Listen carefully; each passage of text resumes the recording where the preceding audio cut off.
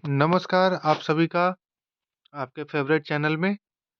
आज हम आपको बताने जा रहे हैं क्लास 12th जीव विज्ञान, बिहार बोर्ड, सीबीएसई बोर्ड और अन्य राज्य स्तरीय जो बोर्ड परीक्षा है 2024 की, इसी प्रकार का प्रश्न जो है वो बायोलॉजी का गेस क्वेश्चन हम आपके लिए लेकर के आए हैं। तो इसी प्रकार का जो है वो क्वेश्चन रहने वाला है।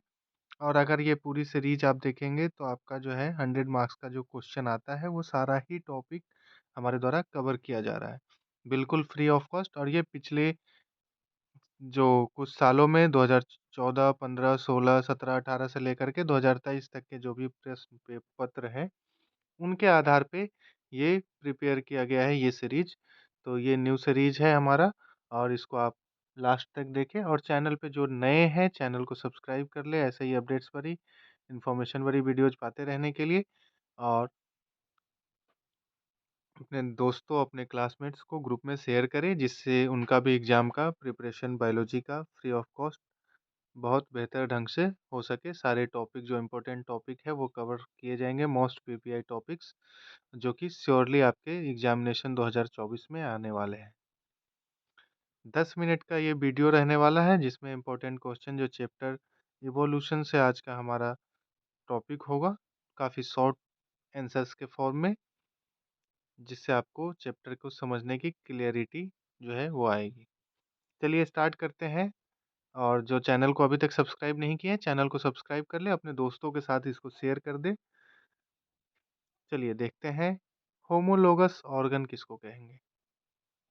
When some organ in some organism perform different functions but they have common origin called homologous organ। अब जैसे हम इसकी बात करें तो इसको अगर हिंदी में समझे तो जैसे कि हमारे शरीर में कोई ऐसा ऑर्गन है और वैसा ही दूसरा ऑर्गेनिज्म की जो इंसान नहीं है, इंसान के अलावा कोई और ऑर्गेनिज्म है, उसके शरीर में वैसा ही ऑर्गन है जो डिफरेंट फंक्शन करता है।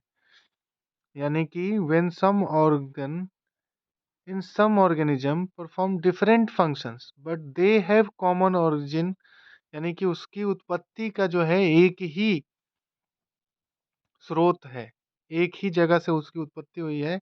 तो ऐसे ऑर्गन को, ऐसे कॉमन ऑर्गन ओरिजिन वाले ऑर्गन को होमोलोगस ऑर्गन बोलते हैं। अब हम इसके एग्जाम्पल की बात करें तो four limbs of salamander, crocodile and birds etcetera. तो ये जो इसके जो फोर लिम्स है,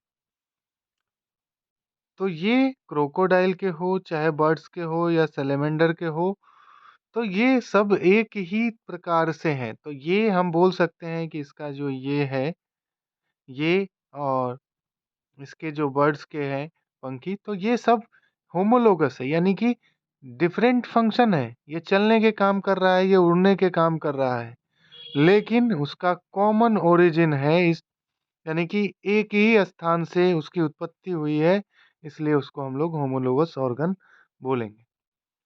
ठीक है, अब हमारा नेक्स्ट डाइवर्जेंट इवोल्यूशन की बात करें तो डाइवर्जेंट इवोल्यूशन क्या है? These organ have variously modified external forms to adapted in different environmental conditions is called divergent evolution।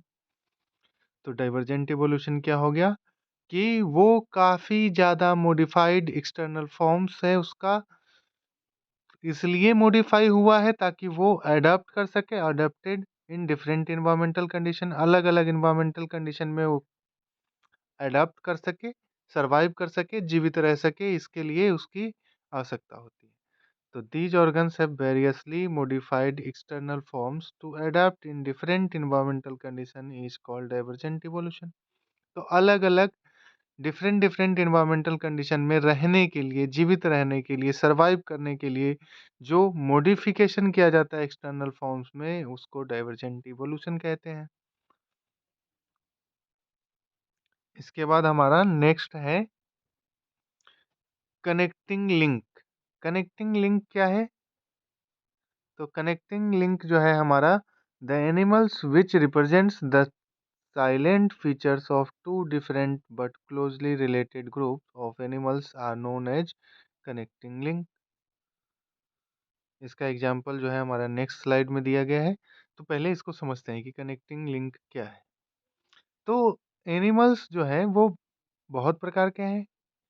तो अलग अलग एनिमल्स के कुछ साइलेंट फीचर्स यानी उसकी कुछ विशेष खूबी होती है, और दो अलग अलग two different blood closely related group, दो अलग अलग एनिमल के दो अलग एनिमल के लेकिन ये closely related group of animals, अगर ये काफ़ी रिलेटेड ग्रुप है तो इसको हम लोग कनेक्टिंग लिंक बोलेंगे।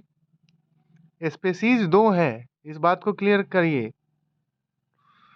Animals which have present the silent features of two different but closely related group of animals known as connecting link। अब इसके एग्जाम्पल को देखेंगे तो इसका एग्जाम्पल जो है हमारा कनेक्टिंग लिंक का, तो ये हमारा जो है प्रोटेरो एस्पोंजिया, प्रोटोजुआ प्लस पोरीफेरा। अब हमारा इसका सेकेंड एग्जाम्पल है पेरीपेटस, एनालेडा, अर्थोपोडा। इसके बाद हमारा जो नेक्स्ट है नियोफिलिना, एनेलिडा, मोलुस्का। उसके बाद हमारा फोर्थ एग्जाम्पल है प्रोटोप्टेरस, फिशेज, एम्फिलिया, अर्चियोप्ट्री, तो Reptilia and birds, Prototheria, Reptilia and mammals. तो ये जो है ये एक ग्रुप है, कनेक्टिंग लिंक है जिसमें ये दोनों आते हैं। इसी प्रकार से ये एक कनेक्टिंग लिंक हो गया जिसमें ये दोनों आ रहे हैं, ये है जिसमें ये दोनों है।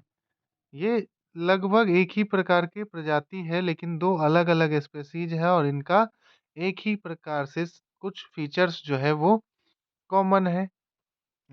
कुछ silent features of two different closely relative animals are connecting links. ठीक है, अब हम बात करें origin and evolution of man.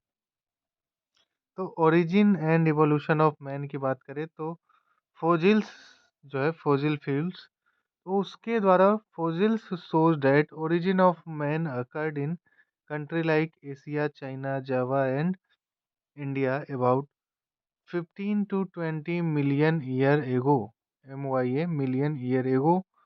Climates an older class of mammals called Dryopithecus and Ramapithecus were existing.